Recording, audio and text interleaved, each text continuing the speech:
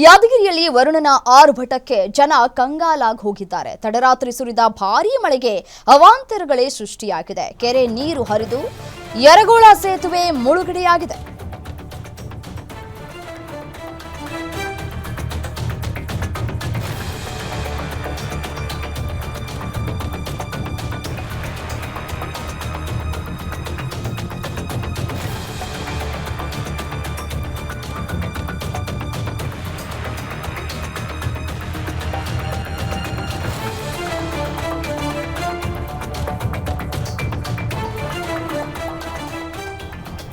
ಯರಗೋಳ ಬಾಚವಾರ ಗ್ರಾಮಕ್ಕೆ ಸಂಪರ್ಕ ಕಡಿತ ಆಗಿದೆ. ಈ ಕೆರೆ ನೀರು ಹರಿದು ಸಾಕಷ್ಟು ತೊಂದರೆಯನ್ನು ಅನುಭವಿಸ್ತಾ ಇದ್ದಾರೆ. ಸೇತುವೆ ದಾಟಿ ಹೋಗೋದಕ್ಕೆ ಜನ ಪರದಾಡ್ತಾ ಇದ್ದಾರೆ. ಯರಗೋಳದ 30ಕ್ಕೂ ಹೆಚ್ಚು ಮನೆಗಳಿಗೆ ಈ ಮಳೆಯ ನೀರು ನುಗ್ಗಿದೆ. ಮನೆಯಲ್ಲಿ ಇದ್ದಂತಹ ದವಸ ಧಾನ್ಯ ಇತರೆ ವಸ್ತುಗಳು ಕೂಡ ನೀರು ಪಾಲಾಗಿದೆ. ಮತ್ತೊಂದು ಕಡೆ ಚಾಮನಹಳ್ಳಿ ಸೇತುವೆ ಜಲಾವೃತ ಆಗಿದೆ. ಸೇತುವೆ ಜಲಾವೃತದಿಂದಾಗಿ ಗ್ರಾಮಗಳ ಸಂಪರ್ಕ ಕೂಡ ಕಡಿತವಾಗಿದೆ.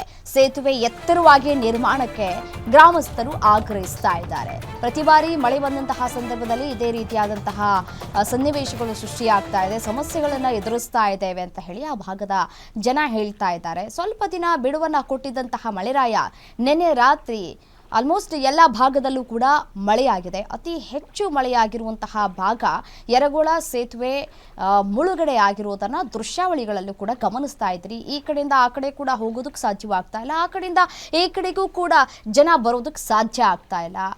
ಈ 30ಕ್ಕೂ ಹೆಚ್ಚು ಮನೆಗಳಿಗೆ ಈ ಒಂದು ನೀರು ನುಗ್ಗಿ ಮನೆಯಲ್ಲಿ ಇದ್ದಂತಹ ವಸ್ತುಗಳೆಲ್ಲವೂ ಕೂಡ ನೀರಿನಲ್ಲಿ ಮುಳುಗಿ ಹೋಗಿ ಸಾಕಷ್ಟು ಅವಾಂತರಗಳು ಸೃಷ್ಟಿಯಾಗಿದೆ. ದೃಶ್ಯದಲ್ಲೂ ಕೂಡ ಗಮನಿಸ್ತಾ ಇದ್ದೀರಿ. ಎಲೆಕ್ಟ್ರಾನಿಕ್ ಐಟಮ್ಗಳು ಕೂಡ ನೀರಿನಲ್ಲಿ ಮುಳುಗಿ ಸಾಕಷ್ಟು ರಿಪೇರಿಗೆ ಬಂದಿದೆ.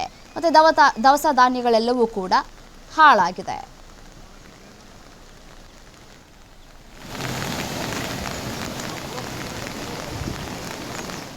ಇನ್ನು ಇದೇ ವಿಚಾರಕ್ಕೆ ಸಂಬಂಧಪಟ್ಟಂತೆ ನಮ್ಮ ಪ್ರತಿನಿಧಿ ನಾಗಪ್ಪ ಮಾಳಿ ಪ್ರತ್ಯಕ್ಷ ವರದಿಯನ್ನು ಕೊಟ್ಟಿದ್ದಾರೆ. ನೋಡ್ತಾ ಹೋಗೋಣ. ಮಳೆಯ ಆರ್ಭಟಕ್ಕೆ ಯಾದಗಿರಿ ಜಿಲ್ಲೆಯ ಜನರು ಈಗ ನಲುಗಿ ಹೋಗಿದ್ದಾರೆ. ಯಾದಗಿರಿ ಜಿಲ್ಲೆಯಲ್ಲಿ ತಡರಾತ್ರಿ ಸುರಿದಂಥ ಭಾರೀ ಮಳೆಗೆ ಯಾದಗಿರಿ ಜಿಲ್ಲೆಯ ಸುಮಾರು 4ಕ್ಕೂ ಹೆಚ್ಚು ಸೇತುವೆಗಳು ಜಲಾವೃತವಾಗಿ ಸಂಪರ್ಕ ಕೂಡ ಕಳೆದುಕೊಂಡಿದೆ.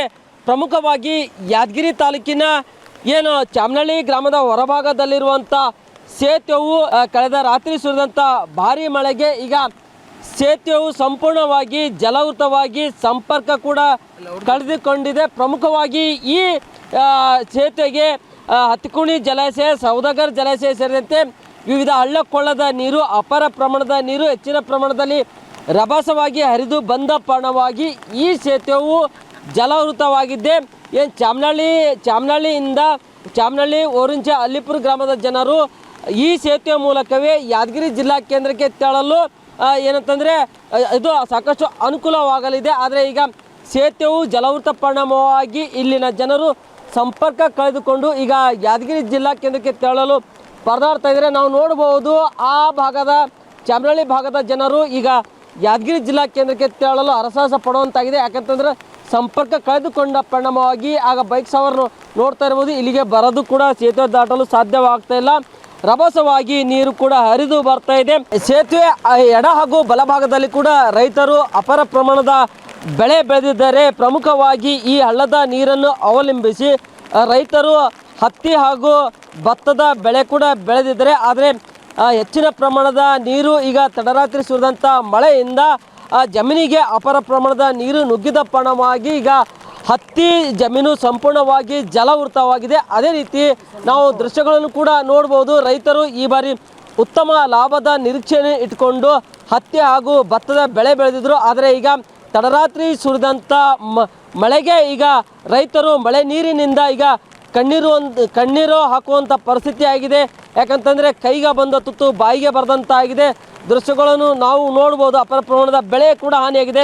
ಅದೇ ರೀತಿಯಾಗಿ ಇಲ್ಲಿ ರೈತ ಕೂಡ ಇದ್ದಾನೆ, ತನ್ನ ಬೆಳೆಯನ್ನು ನೋಡ್ತಾ ಇದ್ದೇನೆ. ಯಾಕಂತಂದರೆ ಹೆಚ್ಚಿನ ಪ್ರಮಾಣದ ನೀರು ಹರಿದು ಬಂದ ಪರಿಣಾಮವಾಗಿ ಇಡೀ ಬೆಳೆಯು ಜಲಾವೃತವಾಗಿದೆ. ಈಗ ರೈತ ಕೂಡ ಇದ್ದಾರೆ. ಏನಂತ ಕಣ, ಈಗ ಬೆಳೆ ಎಲ್ಲ ಹೋಗ್ಯದ, ಏನಾಗ್ಯದ್ರಿ?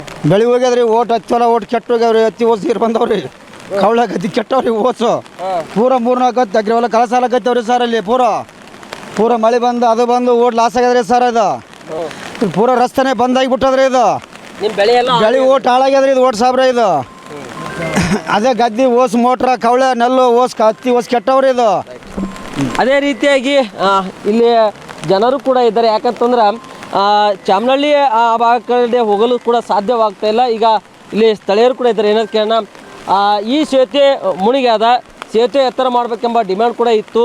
ಈಗ ನಿಮಗೆ ಆ ಭಾಗದ ಕಡೆ ಹೋಗೋದಾಗ್ತಾಯಿಲ್ಲ, ಏನು ಹೇಳ್ತೀರಿ? ಸುಮಾರು ವರ್ಷಗಳಿಂದ ನಿರ್ಮಾಣ ಆಗಿರ್ತಕ್ಕಂಥ ಈ ರಸ್ತೆ ಇಲ್ಲಿವರೆಗೆ ಮೇಲ್ದರ್ಜೆಗೇರಿಸಿಲ್ಲ.